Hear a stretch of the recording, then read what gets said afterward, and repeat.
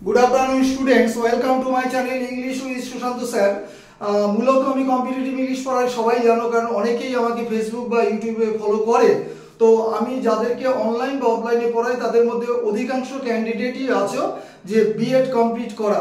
তো 2016 পর প্রচুর বিএড কমপ্লিট করা ক্যান্ডিডেট আছে, সবাই জানো।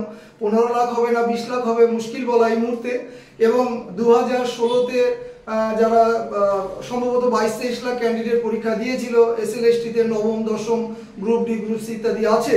তো 22 লাখের দিকে ধরো 20 লাখ, মোটামুটি 40-45 লাখ ক্যান্ডিডেট হয়তো ফ্রেশ সিলেকশনে বসবে, যেটা সুপ্রিম কোর্টের নির্দেশে প্রত্যেকেই জানো।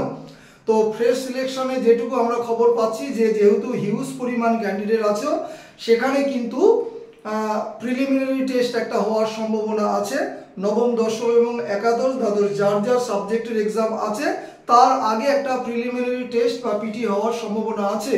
তো তার সিলেবাস নিয়ে ডিসকাশন করছি এবং সাবজেক্টটা আমি অবশ্যই ইংরেজি নবম দশমের পার্টটা দেখাই, যদিও কম্পিটিটিভ ইংলিশ পড়াই। তো স্টুডেন্টদের রিকোয়েস্টে ক্লাসটা কিন্তু চলো স্ক্রিনশটের জন্য কয়েক সেকেন্ড সময় দিচ্ছি।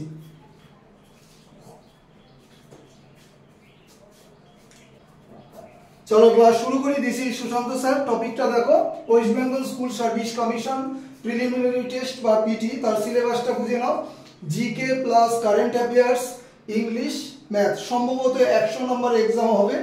এখানে একটা কাট অফ মার্কস নিশ্চয়ই থাকবে, মানে লক্ষ লক্ষ ক্যান্ডিডেট এখানে বাদ হয়ে যাবে। তারপরে যা থাকবে তাদেরকে যার যার সাবজেক্টে অবশ্যই বসতে দেবে, ঠিক আছে? এই হচ্ছে মোটামুটি যা হিসাব নিকাশ। সেখানে দেখো সাবজেক্ট ইংলিশ নবম দশমটা আমি কোচিং করাই, তার সিলেবাসটা একটু বলে দেই। দেখো প্রোজ, পোয়েট্রি, এসে, শর্ট স্টোরি আর কনসেপচুয়াল গ্রামার, এই হচ্ছে 55 নম্বরের সিলেবাস, ঠিক আছে? আচ্ছা, আর দেখো কি বলেছে সেটা, যে এখানে যে তোমার 3টে পার্ট আমি দিয়েছি 1, 2, 3। মনে করো যে প্রিলিমিনারি টেস্ট বা পিটি হলো না, মনে করো, সেটা কিন্তু তোমার গ্রুপ সির যে syllabus, West Bengal School service কমিশনের যে গ্রুপ সি সিলেবাস, সেখানে কিন্তু একটা পার্ট থাকবে। 16 সালে যে এক্সাম, অর্থাৎ 16 সালের বিজ্ঞাপনে, সম্ভবত এটা 17তে এক্সাম হয়েছিল, সেখানে কিন্তু এটা 60 নম্বরের সিলেবাস ছিল, অর্থাৎ 60 নম্বরের পরীক্ষা হয়েছিল এমসিকিউ। 15, 15, 15, 15, ঠিক আছে? কোনো কারণে যদি পিটি নাও হয়, গ্রুপ সি সিলেবাস কিন্তু এটা।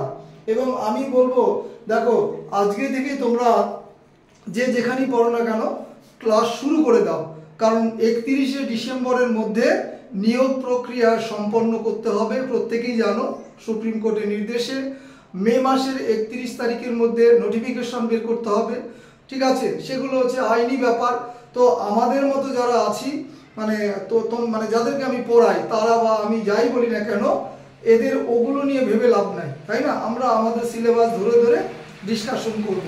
তো যারা দেখো সাবজেক্টটা কোচিং নিতেছে আমার কাছে, তারা অবশ্যই কন্ট্যাক্ট করবে। প্রতিটা টপিক ধরে ধরে আলোচনা করা হবে, সে অনলাইন হোক বা অফলাইন হোক, কোনো সমস্যা নেই। এবং অবশ্যই সাথে কনসেপচুয়াল গ্রামার আর প্রিলিমিনারি সিলেবাসটা তো বললামই। তো যাক, সম্পূর্ণ ক্লাসটা তোমাদের আশা করি বোঝাতে পারলাম।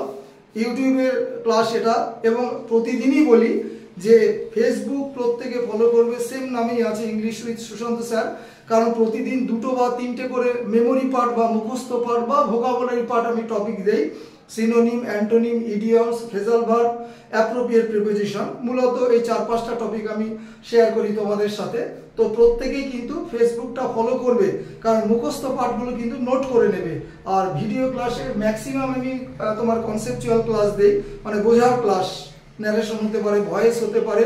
বেশিরভাগ জোর দিয়ে আমি তোমার ইংলিশ গ্রামার রুলস এবং স্পটিং এরর্স বা এরর কারেকশন ইত্যাদি। যাক, সম্পূর্ণ ক্লাসটি বাংলায় বোঝালাম, আশা করি বোঝাতে পারলাম।